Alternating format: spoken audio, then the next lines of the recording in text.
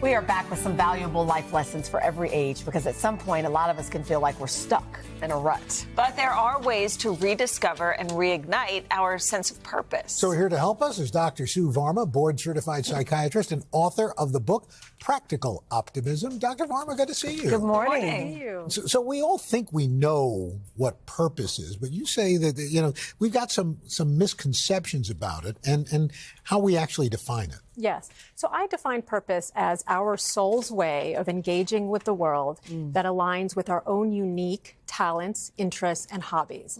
And, a lot of times when we feel stuck, we may feel as if we lost a sense of purpose, but maybe it's really that we're holding on to a sense of purpose that no longer fits.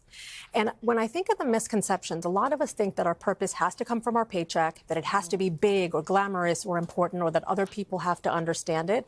But the reality is that our purpose evolves over time just as we do. And it's important that we be really intentional and figure out what is it that we want now? Who am I right now? I love that, because if you wait for your job to be the thing to fulfill your purpose, sometimes it's just not it. Right? Absolutely. So let's talk about 3 steps to help us start to, purpose our reboot. Yes. And so I picked this acronym: acknowledge, identify, and move forward. AIM, right? It's both like a noun and a verb.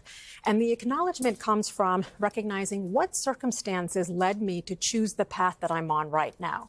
And then the situation that I'm in right now, do I need to take responsibility for it? A lot of times people want to blame, like, oh, my parents, this, that. But they didn't let me pursue this or that. Absolutely. So how can I recognize, take back some of that control and take back some ownership? Because we have to understand that maybe there were some good things and maybe there are things that we want to change. The next one is being able to identify the path that I'm on right now.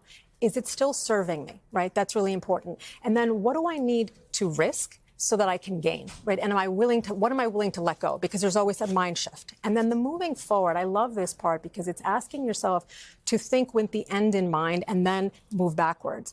What does a life well lived look like 5 years from now, 10 years from now, 20 years from now?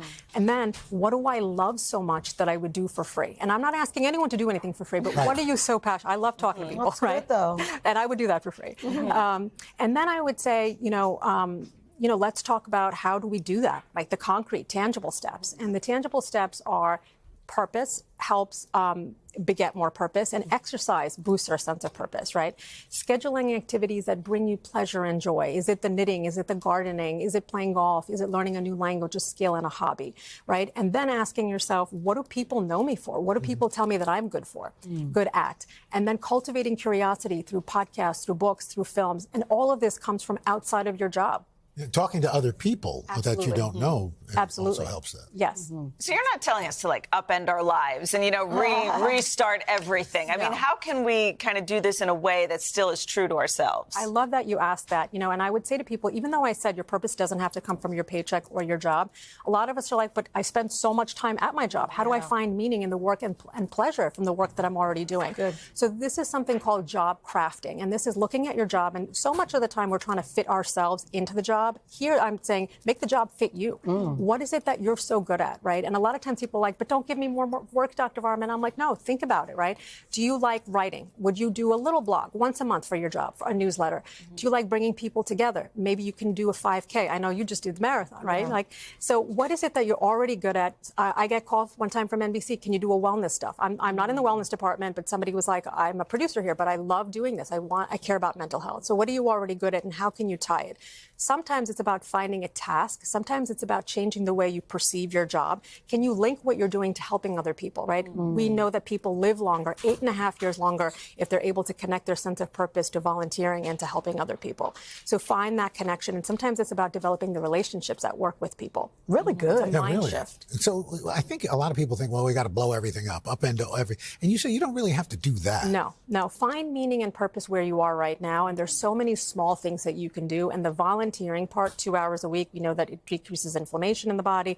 Even young people get this. Teenagers that are helping younger kids with school have less inflammation and cardiac disease later on in life when they follow There's physical signs that you should volunteer. Absolutely. And that's a big part of boosting your purpose. Yeah, that's Thanks great. for bringing that up. Dr. Varma, Good topic. Thank you so much. All right.